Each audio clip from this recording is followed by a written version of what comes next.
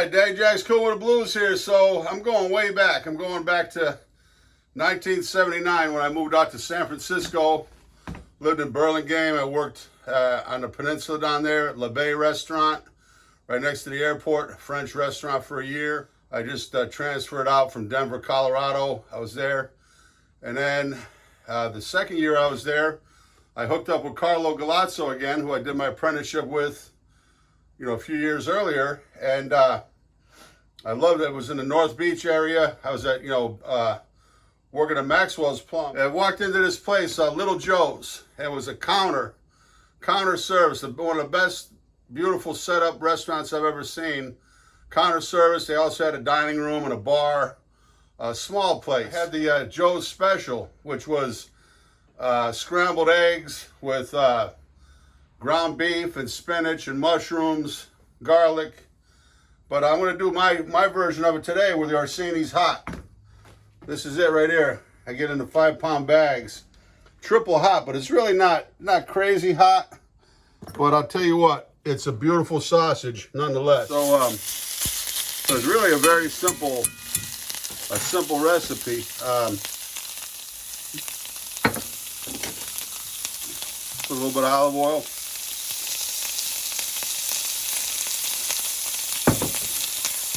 Okay, we're gonna crack a few eggs. There are 2 eggs.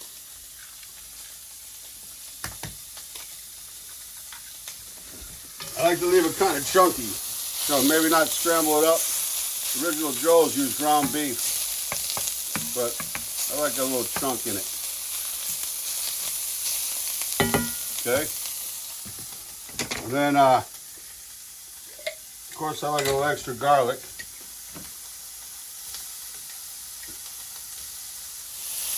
Okay. We'll get a little bit of an onion.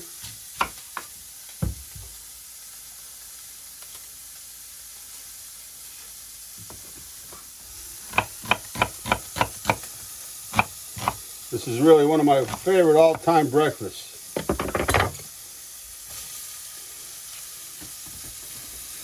So, again, don't kind of mix it up. Don't mash it up. Just let it cook, like Lakeisha says, organically. Let it cook.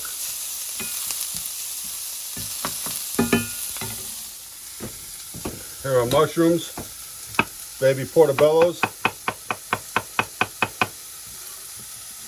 Use your finger as a guide. So watch this now, Lakeisha. Look up here. See? Oh! No, we didn't get it.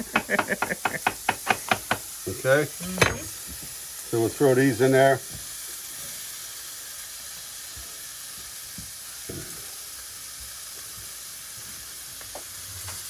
I'm just going to let that go on top, because once we start mixing the mushrooms, then we're going to add some water into it. The sizzle, baby. Original Joe's, they say, didn't really brown the meat up, but you know what? That caramelization, a little bit extra sear to it, to me adds flavor. There's a little bit of salt. We're gonna be careful. We're gonna check that at the end.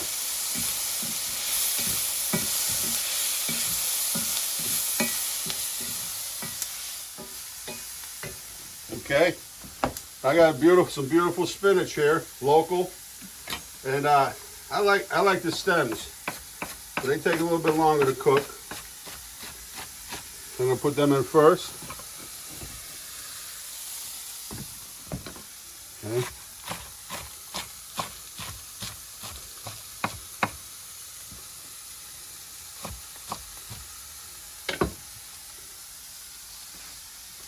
Look what I have today. I have a special guest, Mr. Green Onion. Look at this. It's been a while.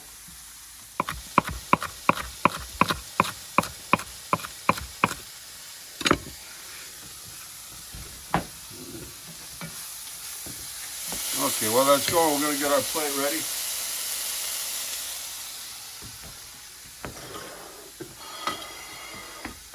Get our tomato. Mr. Axel wants to come in. Nice tomatoes right out of the garden. Yes, Axel, be right there. Come on. Come on. Mr. In and out. Get our green onions ready for the garnish. We'll scramble the eggs. We're going to turn our fire down.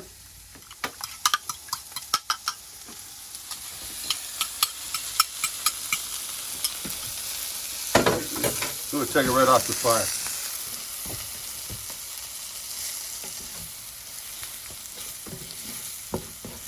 I love cast iron. See? Even with egg. Doesn't stick.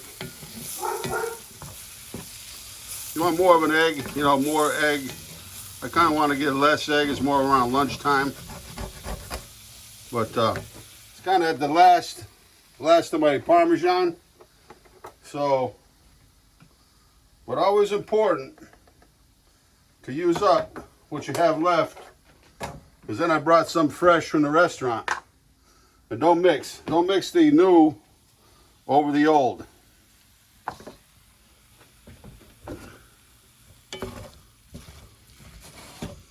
Yeah, so this is it. It's ready.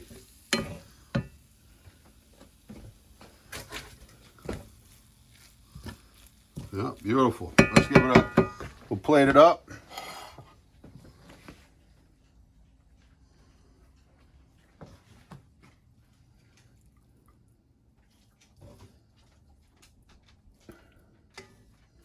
Let's say you could add up to another 3 or 4 eggs up in here. A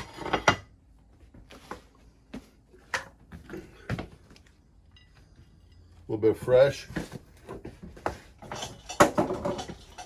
Tomatoes always need a little bit extra salt.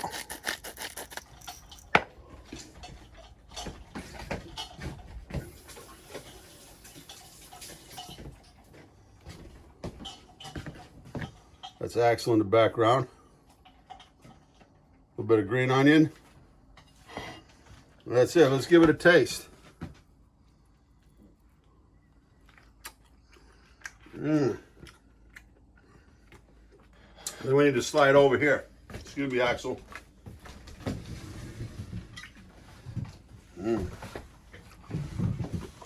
At Orsini's is the best.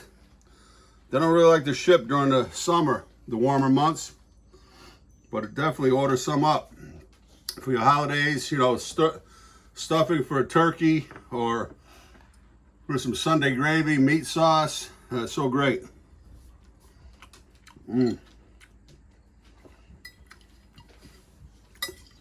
Some of that good Italian bread, toasted up.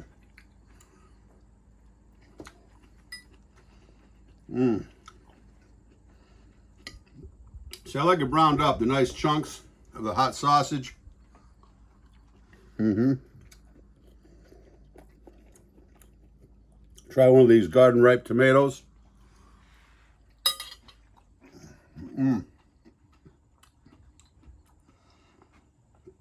Beautiful for brunch, lunch. Axel, come here, buddy. Come on. Take a seat now. Take a seat. You've been a good boy. We'll get you some. But anyway, we're having a good time here. We're in the fall, and we had some cool weather. We've had 28 days in June or July at 90, over 90, and some there in the mid 90s. It's been a real hot summer. For us up here, a heat wave is like 3 days in the 90s. So now what yesterday it was 70 in the 70s in the morning. Unbelievable. This morning I got out on my front porch, had to put a sweater on. So this is my kind of weather here, this weather coming up here in New England. But if you'd like to join us on Cooking with the Blues on Patreon, it's patreon.com/Cooking with the Blues.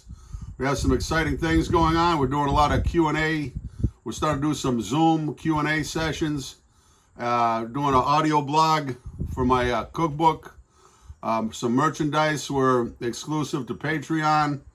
And some live video streams and exclusive content up onto Patreon. So it's patreon.com/cookingwiththeblues.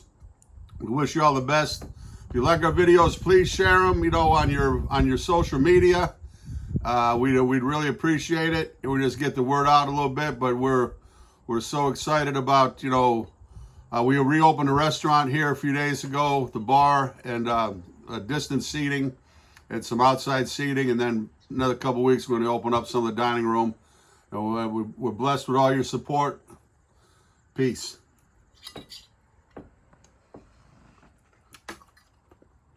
Come on, Lakeisha. Time for you to get in on this. Titus.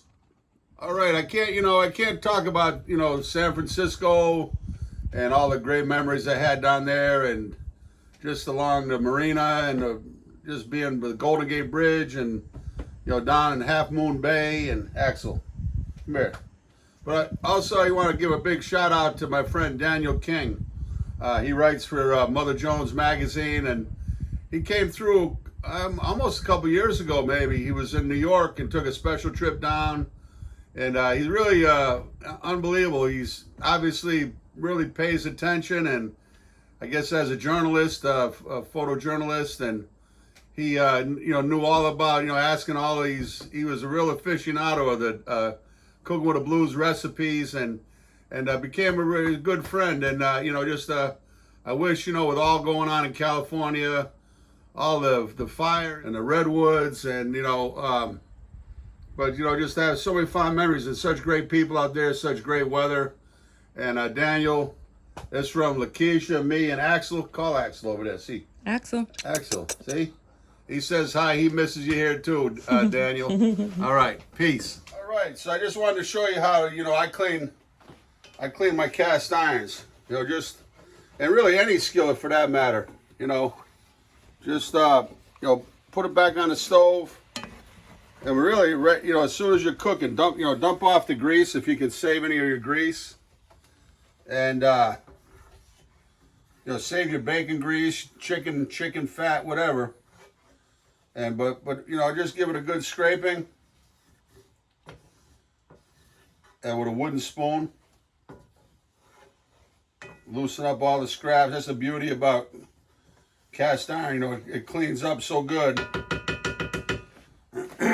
So sometimes if you even want to get crazy about it, save this water and mix it in with your dog food, or anyway, I'm going to go down the drain with it.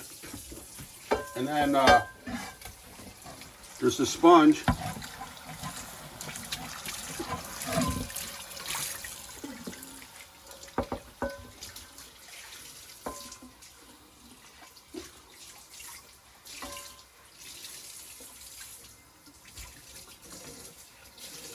Then put it back on the heat. I usually take a paper towel.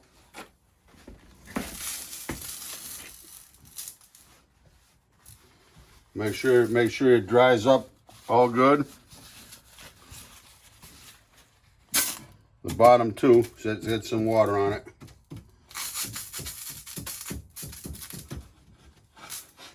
Want to make sure all the water, top and bottom, is good, dried. That's it. Go for the next go around. No need to scrub hard, with a metal abrasive. But still, you can scrub it with hard, because next time you just put a little bit of oil in it. The beauty about cast iron, it kind of reseals itself. That's it. Quick tip for the day. We march all the way around the church, depending how the spirit was moving.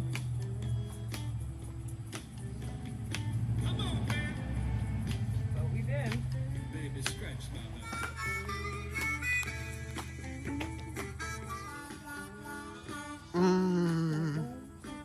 Wah, wah, wah, wah, wah, wah.